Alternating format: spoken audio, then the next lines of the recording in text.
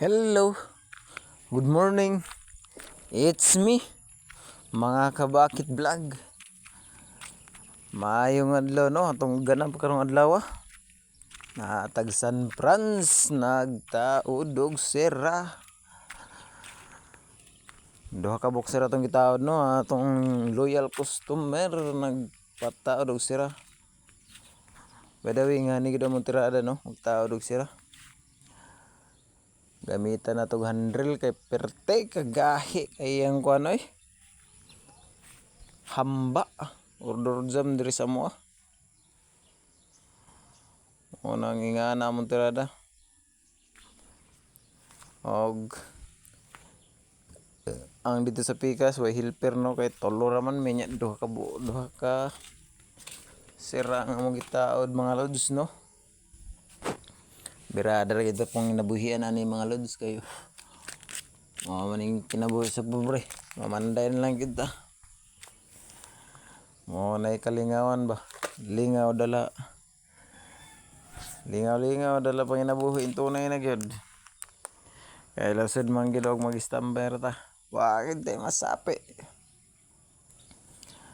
Og mao kay lods ingani magtirada no. Itaod na mo ang isa ka bisagra.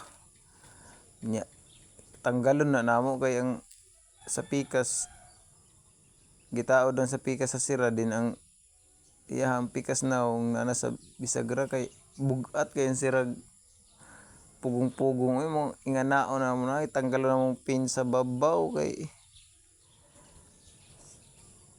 hasol kay pinugong og mo na diha mga lods.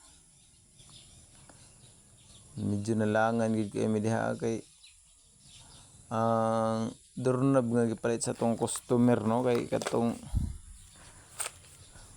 pang steel nga doorknob nya wala pa gid ang nataod sumotong wa gid na mo igo ra gid na mo nataod no pero di man pwede kay walhon left and right man day na ulahi ra pud kay na ako nabantayan no. Sumaotong amo na lang nagisira din after karong adlaw Monday balikan gyud na mo kay lain man og igo ra kamo dawat og kwartag di nato balikan mga lods no. Balik oy.